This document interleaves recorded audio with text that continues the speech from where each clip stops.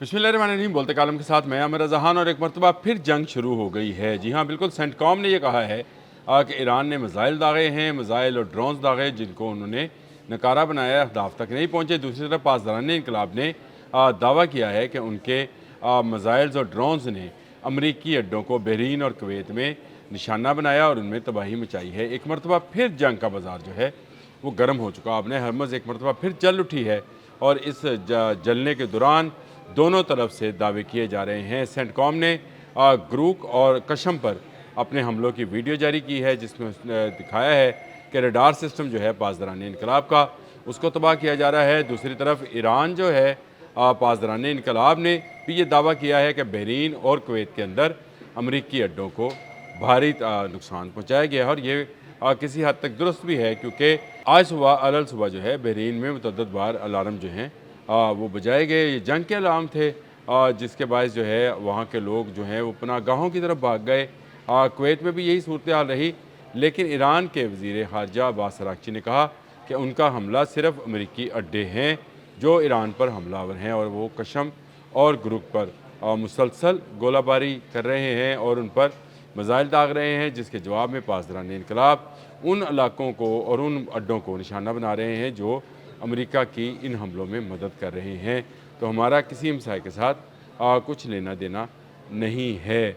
मैंने कल अपने अमान वाले जो व्लॉग था उसमें मैंने ये बात लफ्ज़ बोला था कि ये जंग फैल रही है, हमें सिमटती हुई नज़र आती है। हमें मीडिया के अंदर यूँ लगता है जैसे ये जंग जो है सिमट रही है, लेकिन ये जंग फैल रही है। और इसके फैलने का आप अंदाज़ा कीजिए कि इस वक्त तक जो है दोनों तरफ से भारी नुकसान पहुंचाने के दावे किए जा रहे हैं। जंग की सूरत हाल जो है वो मज़ीद कशीदा हो गई है। आपने हरमज़ एक मरतबा फिर बंद है।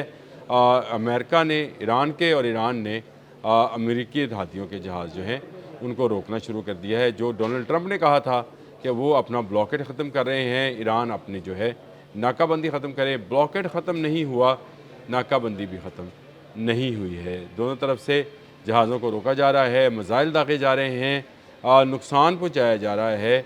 कमांड एंड कंट्रोल सेंटर पर जो है एक मरतबा फिर हमला किया गया है। 2 बहरी जहाज़ों पर भी जो है ईरान ने फायरिंग की और उन्हें अपनी हदूद के अंदर आने से रोका है और उनको जो है उनका रुख मोड़ दिया है। ये एक और बड़ी ख़बर है कि 2 अमरीकी जंगी जहाज़ों को जो बहरी जहाज़ हैं उनको जो है ईरान ने एक मरतबा फिर निशाना बनाया है। एक का जुमेरात के रोज़ एक को निशाना बनाया था और इस डिस्ट्रॉयर को जो है डिस्ट्रॉय कर दिया था। अब 2 मज़ीद जंगी जहाज़ों पर मिज़ाइल और ड्रोन्स जो हैं दागे गए हैं, जिसके बायस इनको अमरीकी सेंटकॉम यानी सेंट्रल कमांड ने वापस बुला लिया है। जंग की सूरत हाल हर आने वाले दिन के साथ बढ़ती चली जा रही है। एक तरफ इसराइल है जो कि लेबनान और ओमान पर हमलावर है। ओमान में जो कल अल-फखल में जो कुछ कार्रवाई हुई उसके पीछे इसराइल की साजिश साफ नज़र आ रही है। दूसरी तरफ ईरान के एक ऐसे जहाज़ को रोका गया है जिस पर इल्ज़ाम आयद किया गया है, अमरीकी जो सेंटकॉम है उसकी जानिब से ये इल्ज़ाम आयद किया गया है कि ईरान ने LNG अमान के नाम पर दुनिया भर में बेचना शुरू की है, इसलिए इस जहाज़ को रोका गया है। नई पाबंदियाँ जो हैं वो आयद की जा रही हैं, मुख्तलिफ़ कंपनीज़ पर पाबंदियाँ आयद कर दी गई हैं। और इस तरह एक तरह से देखा जाए तो अमान पर भी पाबंदियाँ लगा दी गई हैं। मैं इसकी तफसीलात हासिल कर रहा हूँ, जैसे ही मुझे ये तफसीलात भी मिलेंगी मैं आप तक पहुँचाऊँगा, क्योंकि जंग का अगला हदफ जो है वो अमान को बनाना है। इसीलिए डोनाल्ड ट्रंप ने 2 हफ्ते पहले जो है अमान को धमकी लगाई।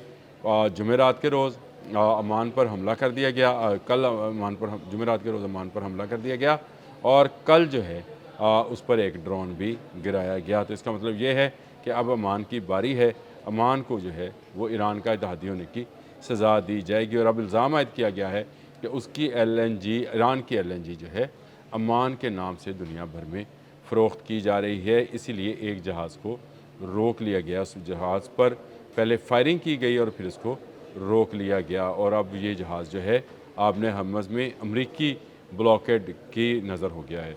दूसरी तरफ ईरान के लोगों ने दावा किया है कि उनके 4 जहाज़ जो हैं वो कामयाबी के साथ आपने हरमज़ से गुजरने में कामयाब हुए हैं, जबकि कोई अमरीकी इत्तेहादी जहाज़ जो है तजारती या ऑयल वेसल्स वो नहीं गुजर सका है। तो नाकाबंदी और ब्लॉकेड भी जारी है।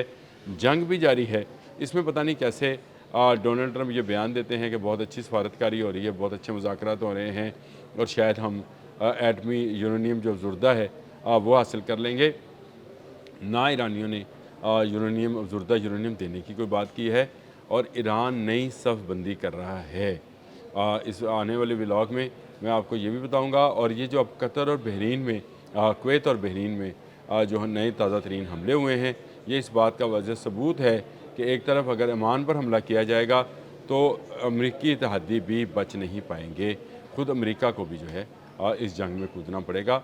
ये एक ऐसी जंग है जो कि इसराइल ने शुरू की थी, अमेरिका इसमें कूदा और अपने इत्तेहादियों को भी ले डूबा।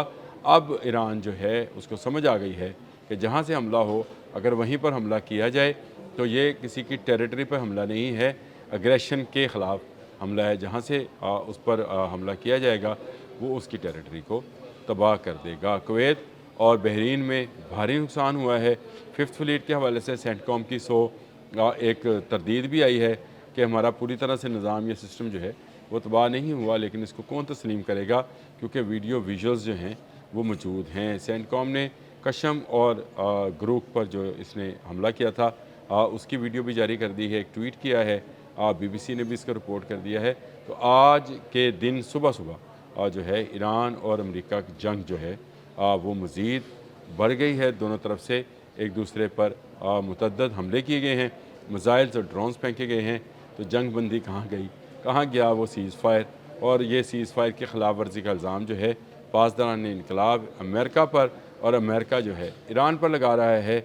और इस दौरान इसराइल जो है वो नई जंग की तैयारी कर रहा है। इस हवाले से मुझे बहुत अहम बातें आज आपसे करनी है। सारा दिन करते रहेंगे, देखते रहेंगे कि ये जो सारी चीज़ें हैं ये किस तरफ जा रही हैं। ये एक ऐसी जंग है जो रुकनी नहीं है। मैं पहले दिन से ये बात कहता हूँ, पासदारान इनकलाब जो हैं वो किसी सूरत हथियार नहीं फेंकेंगे। अमेरिका हथियार फेंके बग़ैर जाने को तैयार नहीं है। इसराइल ये जंग बंद करने के लिए तैयार नहीं है। मुत्तहिदा अरब अमारात इनका इत्तेहादी बन चुका। अब अमान को जो है निशाना बनाया जा रहा है। अमान को जो निशाना बनाया गया तो कुवैत और बहरीन के अड्डों पर ईरान ने हमला किया है। तो जंग एक बड़ी सूरत में, यानी मैंने जो लफ्ज़ इस्तेमाल किया था कि आपने हरमुज़ में आग भड़क उठी है। जंग की आग जो है आपने हरमुज़ में भड़क उठी। दोनों तरफ से मिसाइल फायर किए जा रहे हैं। आने वाले चंद घंटों में ये जंग मज़ीद बढ़ेगी और जैसे ही इसराइल इसमें एंटर होगा, जो कि उसने होना है, चाहे वो अमान के रास्ते एंटर हो या ईरान के रास्ते, उसने अपनी एंट्री देनी है। उसकी एंट्री के बाद अमेरिका के लिए इस जंग को रोकना मुमकिन नहीं रहेगा और ये जंग जो है मज़ीद चलती चली जाएगी। ये एक ऐसी सूरत हाल है जिसने आपने हरमुज़, गल्फ़ और फ़ारस को जो है अपनी लपेट में ले रखा है। अभी भी वक्त है, अगर गल्फ़ के तमाम ममालिक जो हैं मिलकर इसका कोई हल निकाल सकते हैं विदाउट इसराइल एंड अमेरिका, वो बाहर उसको रखें दोनों ममालिक को और मिलकर एक फ़ैसला करें कि इस हित्ते में जंग बंद करनी है। ईरान के साथ बैठें, मुज़ाकरात करें, आपने हरमुज़ भी खुल जाएगी, जंग भी बंद हो जाएगी और अमेरिका भी वापस चला जाएगा। लेकिन अगर ये अमेरिका को सपोर्ट करते रहे, Kuwait, Qatar, Bahrain, Iraq, Abu Dhabi, Dubai, ये अगर अमेरिका को सपोर्ट करते रहे, इसराइल को सपोर्ट करते रहे, तो ये जंग नहीं रुकनी। मैंने आपसे कहा था कि ये जंग क़यामत तक जारी रहेगी, ये रुकेगी नहीं। हाँ, इसमें कभी तअत्तुल आएगा, कभी तेज़ी आएगी। ये तअत्तुल और तेज़ी का खेल जो है चलता रहेगा। अब तक के लिए इतना ही। अल्लाह हाफ़िज़।